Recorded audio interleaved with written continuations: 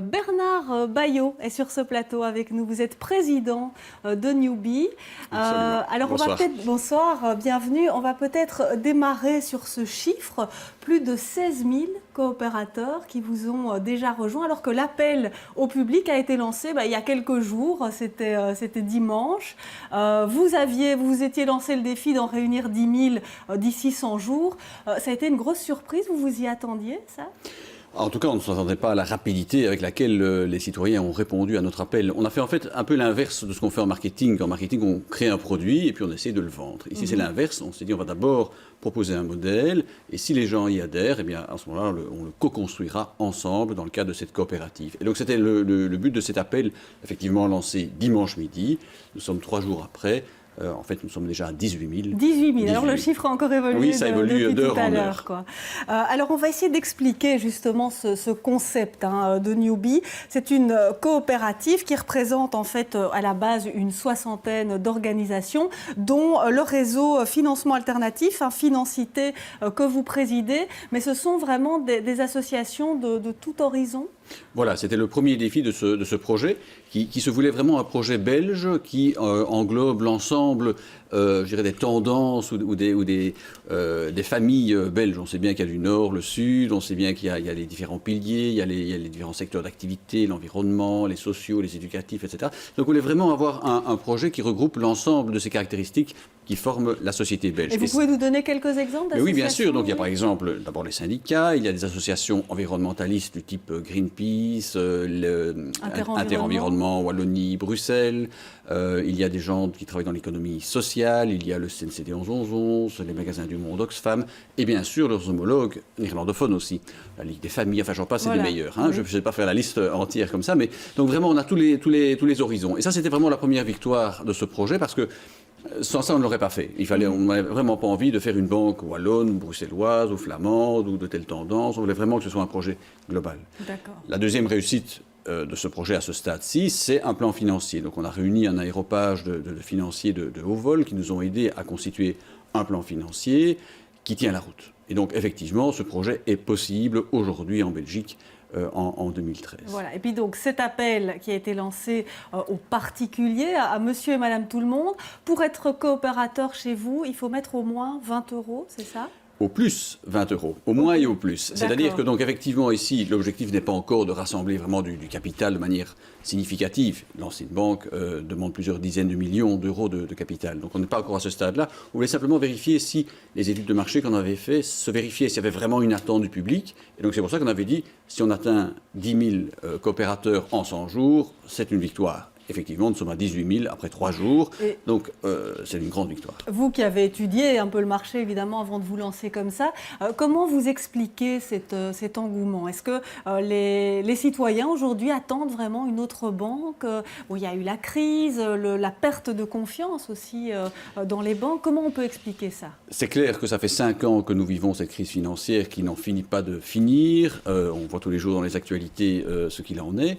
Et donc effectivement, les gens, je crois, aimeraient bien un petit peu tourner la page et revenir à des fondamentaux, c'est-à-dire à des banques qui soient sûres, qui fassent leur métier de base, qui est de récolter l'épargne, de donner des crédits, qui arrêtent de spéculer, des banques qui investissent de manière locale dans l'industrie, dans l'entreprise locale en Belgique, et aussi une entreprise qui respecte l'intérêt général, qui essaye de vérifier quel est l'impact social et environnemental des crédits qu'elle donne.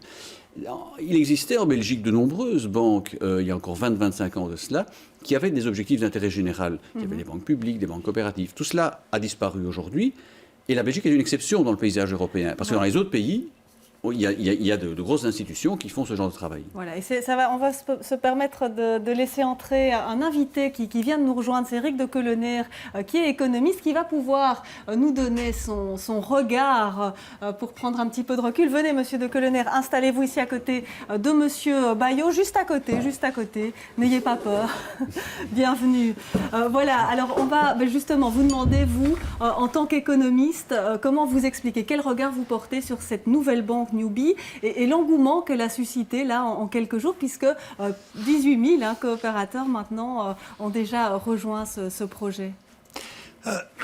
Effectivement, il y a incontestablement une demande de la part d'un certain nombre de clients pour une possibilité de placer leur épargne avec un contenu que l'on peut appeler de soucis d'intérêt général. Et effectivement, ils n'ont pas toujours l'impression aujourd'hui que dans leur banque, leur épargne va tout à fait rencontrer cela. C'est d'ailleurs quelque chose qui existe depuis toujours. Notre pays est un vieux pays de coopératives. Voilà, c'est ce que M. Bayot disait, mais les banques coopératives, elles ont disparu. Ça n'a pas marché à ce moment-là? Les banques coopératives marchaient très bien. Bacob, Serra étaient des banques qui marchaient très très bien, qui ont été victimes d'une certaine pensée unique dans les années 90. On nous disait, on voulait nous faire croire que les banques devaient être très grandes pour pouvoir survivre. On a profité un peu de cette pensée unique pour procéder à des fusions de banques qui ont malheureusement réduit la concurrence et accru la taille des banques jusqu'à provoquer en partie les problèmes que l'on a connus depuis 2008. Certaines de ces banques coopératives, malheureusement, ont cru qu'elles ne pourraient pas résister alors qu'elles ne pourraient pas survivre. Oui, alors qu'elles fonctionnaient très bien. Et on voit que dans d'autres pays, les banques coopératives ont une part de marché importante. Et donc, il y a un certain nombre de clients qui souhaitent un autre type de lien avec leur banque, qui souhaitent parfois avoir une banque commerciale et puis une banque coopérative à côté. Retrouver aussi une certaine confiance peut-être oui, dans sa banque. Cet esprit de coopérative, il y a aussi quelque chose de différent là-dedans. On a un peu plus l'impression d'avoir son mot à dire. D'avoir son mot à dire, de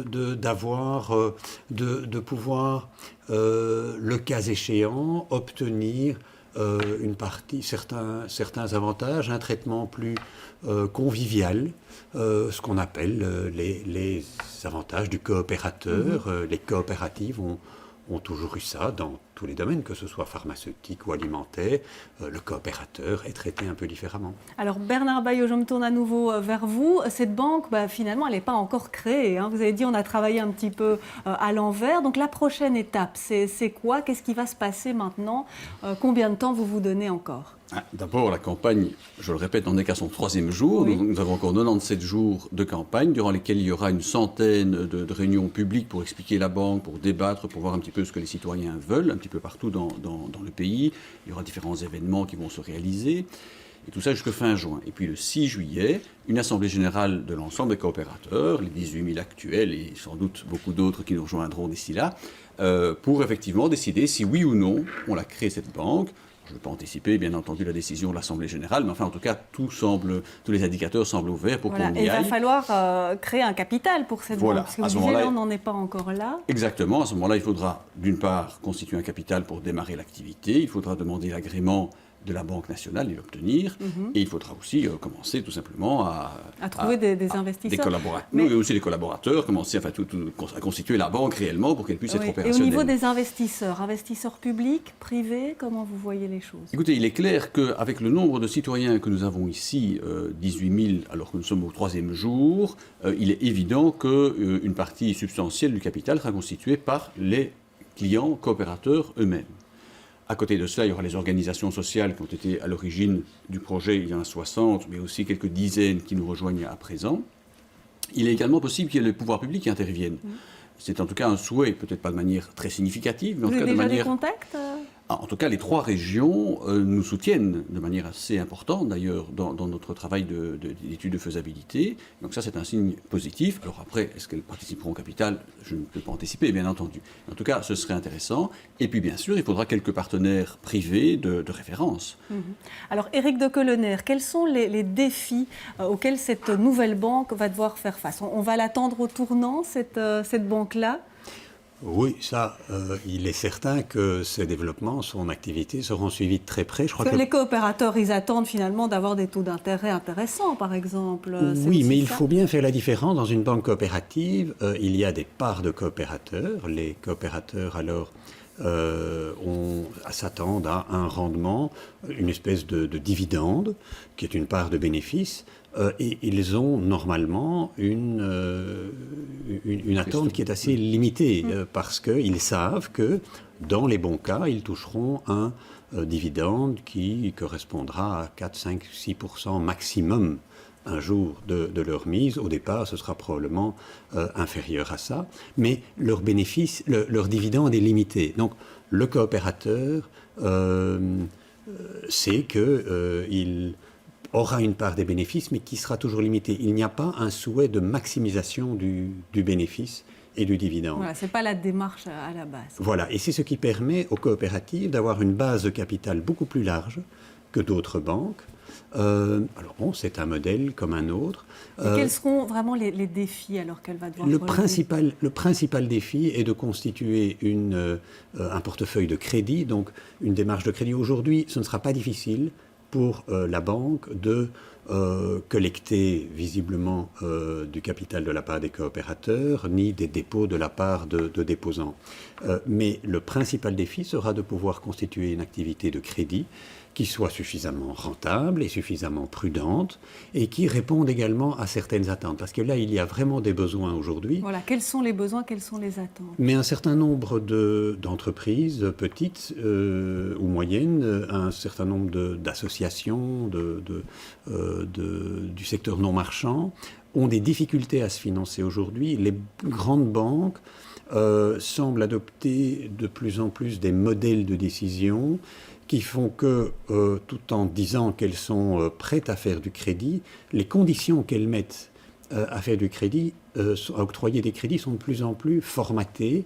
Et si on ne rentre pas dans les formats, on a du mal à obtenir ces crédits. De plus, les marges bénéficiaires que prennent les banques sur les crédits sont nettement plus élevées aujourd'hui qu'il y a 4-5 ans, ce qui fait que la baisse des taux d'intérêt que la Banque centrale européenne a mis en place pour relancer l'économie ne profite que finalement assez peu aux emprunteurs. Donc, ça veut dire que Newbie va devoir prendre des risques et sûr. va devoir se lancer. Vous êtes prêt à relever ces défis-là ? Vous vous sentez prêt ? Vous êtes bien entouré ? Ah, bien entendu, je le disais tout à l'heure, on s'est fait entourer par une série de personnes hautement qualifiées dans le domaine financier. Mais là où je voudrais rebondir, c'est dire qu'effectivement, très rapidement, c'est que c'est la gestion du risque qui va être différente. Je pense qu'aujourd'hui, malheureusement, les banques traditionnelles ont beaucoup perdu de contact avec leurs clients et donc ont une moins bonne connaissance de leurs clients. Et c'est la raison pour laquelle probablement elles sont plus frileuses. On préfère des algorithmes pour décider d'octroyer un crédit ou pas.